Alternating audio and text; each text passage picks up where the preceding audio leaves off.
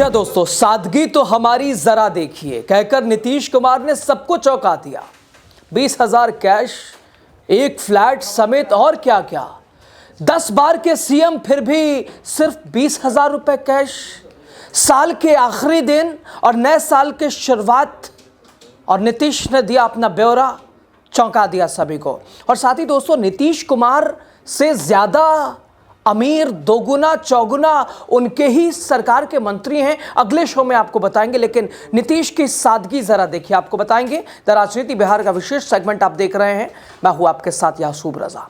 दोस्तों, देश की राजनीति में जहां सत्ता के साथ साथ संपत्ति के आंकड़े अक्सर चौंकाते हैं, और आमतौर पर अगर सत्ता का कोई रसूखदार है तो संपत्ति के मामले में भी वो एक के बाद एक न जाने कितना रिकॉर्ड तोड़ देता है।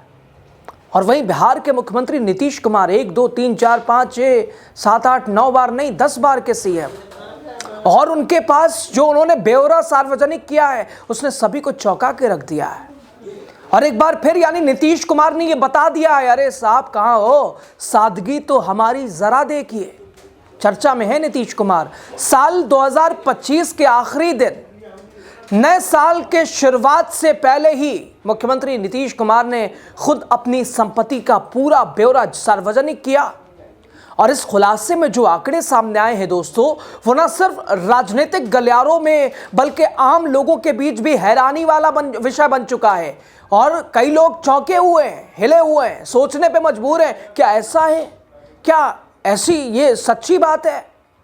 और सबसे चौंकाने वाली बात, जो कि अगले शो में आपको पूरे विस्तार से बताएंगे, कि नीतीश की सरकार में ही उन्हीं के मंत्री, बीजेपी के ही बड़े बड़े नेता नीतीश से ज़्यादा रसूखदार हैं, नीतीश से ज़्यादा पैसे वाले हैं। रिवॉल्वर के मामले में सारे जेवरात के मामले में, सोना चांदी के मामले में, हर मामले में नीतीश को पीछे छोड़ चुके हैं उनके ही कैबिनेट के तमाम नेता, तमाम मंत्री। लेकिन नीतीश की सादगी के चर्चे नए साल की शुरुआत में सभी बिहार नहीं बल्कि देश के अलग अलग कोनों में हो रही है। दोस्तों, नीतीश कुमार जो छवि उनकी है, जो हमेशा एक सादगीपूर्ण नेता की रही है, ना भव्य बंगले, ना आलीशान गाड़ियां, ना करोड़ों के कैश। आप नीतीश के घर को भी देखिएगा तो कई लोग बताते हैं कि उनका घर भी वैसा नहीं है जैसा आमतौर पर एक राजनेता और एक मुख्यमंत्री का होता है। और वैसे ही सादगी कुछ लोग ये भी बताते हैं कि ठीक उनके बेटे में भी आई है। लेकिन पहले नीतीश कुमार को समझिए। साल 2025 का आखिरी दिन, नए साल की शुरुआत। दोस्तों, मुख्यमंत्री ने अपनी चल अचल संपत्ति का विवरण सार्वजनिक किया, जिसमें उनके बैंक बैलेंस से लेकर गहनों और घर तक की पूरी जानकारी शामिल है। दरअसल दोस्तों, कैबिनेट सचिवालय विभाग की ओर से मुख्यमंत्री और मंत्रियों की संपत्ति से जुड़ी जानकारी जारी की गई है, और जिसके बाद सभी को जिसने चौंका दिया इन आंकड़ों ने। बिहार के मुख्यमंत्री नीतीश कुमार, भारतीय राजनीति का वो नाम जिसने सत्ता में रहते हुए भी सादगी को कभी नहीं छोड़ा।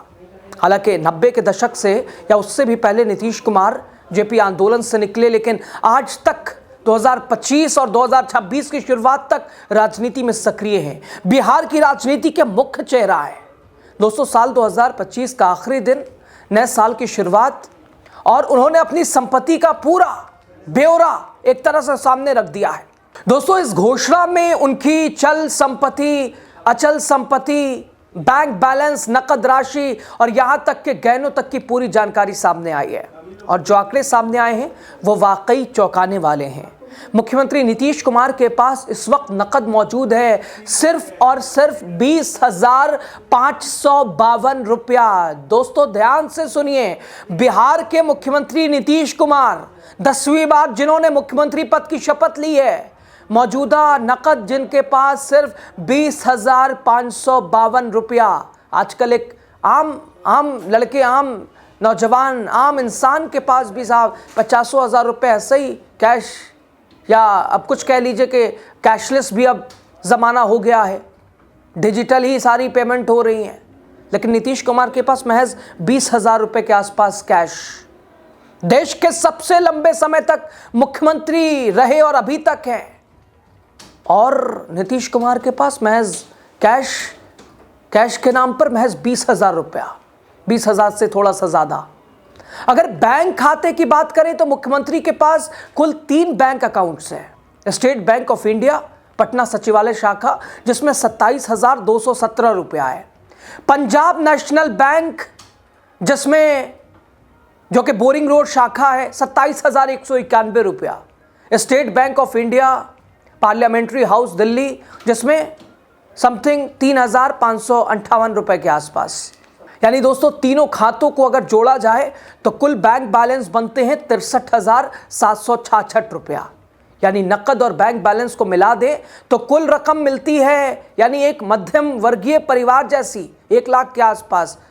मुख्यमंत्री नीतीश कुमार के पास सिर्फ एक ही निजी वाहन है, 2015 मॉडल की वो फोई इको स्पोर्ट, और इस कार की घोषित कीमत 11,32,753। और सबसे अहम बात, नीतीश कुमार पर किसी भी बैंक या वित्तीय संस्था का कोई कर्ज नहीं है।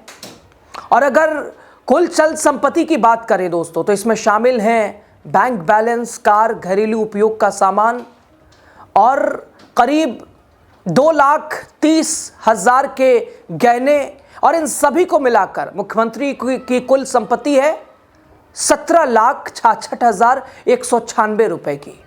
यानी राजनीति में जहां करोड़ों की घड़ियां और महंगी ज्वेलरी आम बात मानी जाती है, गाड़ियां साहब वो 2.5 करोड़, उससे कौन क्रूजा, उससे कम की तो बात ही नहीं है, लैंड क्रूजा।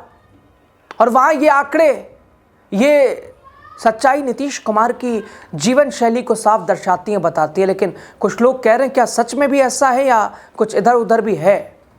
अब बात जरा नीतीश कुमार की अचल संपत्ति की करते हैं दोस्तों। दिल्ली के द्वारका स्थित संसद विहार कोऑपरेटिव हाउसिंग सोसाइटी में उनके पास एक आवासीय फ्लैट है। इस फ्लैट का आकार लगभग 1,000 स्क्वायर फीट का है। इस संपत्ति को उन्होंने 23 अप्रैल 2004 को खरीदा था। तब इसकी कीमत 13,78,000 रुपए के आसपास थी। लेकिन समय के साथ दिल्ली की रियल एस्टेट कीमतों में ज़बरदस्त उछाल आया और आज के समय में उस फ्लैट की कीमत लगभग 1,48,00,000 रुपए के आसपास आकी जा रही है। यानी करीब दोस्तों 2,03,000 रुपए की ज्वेलरी है, घरेलू उपयोग के सामान हैं, अन्य वस्तुओं को मिलाकर उनकी कुल संपत्ति 17,66,196 रुपए की बताई जा रही है। यानी अगर कुल तस्वीर देखें तो एक तरफ करोड़ों की अचल संपत्ति और दूसरी तरफ बेहद सीमित नकद और बैंक बैलेंस। नीतीश कुमार का जीवन सत्ता में रहते हुए भी निजी खर्च और एक तरह से भोग विलास से दूर दूर नजर नहीं आता है।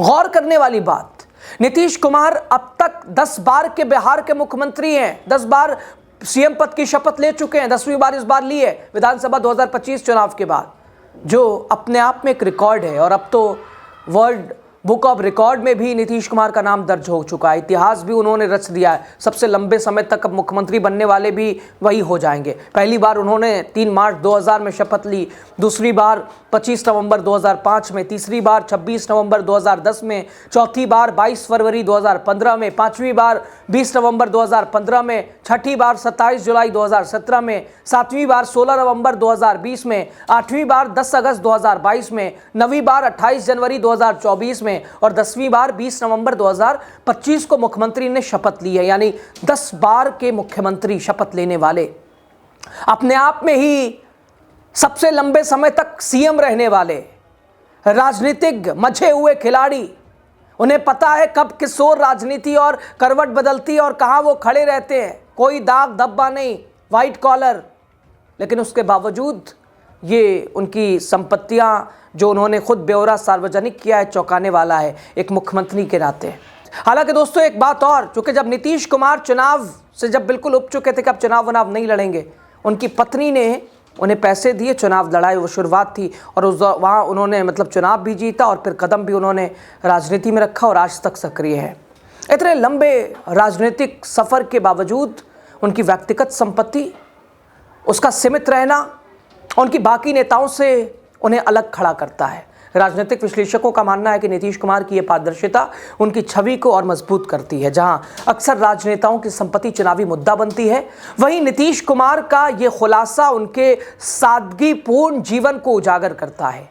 दोस्तों नीतीश कुमार की यह संपत्ति उसका ये खुलासा एक बार फिर ये सवाल खड़े करता है कि क्या राजनीति में रहते हुए भी सादगी संभव है। 20,552 रुपये कैश, 3 बैंक खातों में सीमित रकम, एक पुरानी कार और कोई कर्ज नहीं। 10 बार के मुख्यमंत्री बनने के बावजूद नीतीश कुमार की निजी जिंदगी आज भी बेहद साधारण है, बिल्कुल सादी है। शायद यही वजह है कि उनका नाम भारतीय राजनीति में अलग पहचान रखता है। यानी खुद आज वो चीख चीख के बता रहे हैं, सादगी तो हमारी ज़रा देखिए। दोस्तों, नीतीश की इस सादगी पर आपको क्या लगता है? क्या सही मायनों में नीतीश कुमार ने लोगों के लिए अपना जीवन जिया है, बिहार के लिए अपने आप को समर्पित किया है और अपने आप को सादा रखा है, सिंपल रखा है? और आमतौर पर राजनेता ऐसे होते नहीं हैं, जहाँ ठोको ताली, ठोको ये बंगला, ठोको बैंक बैलेंस, सब कुछ न जाने कहाँ कहाँ दबाए के रखते हैं। लेकिन नीतीश कुमार उनसे अलग और उनकी छवि को अलग बनाता है। आपकी राय मुझे लगता है महत्वपूर्ण हो जाएगी। एक बहुत थोड़ा सा समय निकालिए, एक राय दीजिए और फिर वीडियो आगे बढ़ा दीजिए। आपका बहुत शुक्रिया।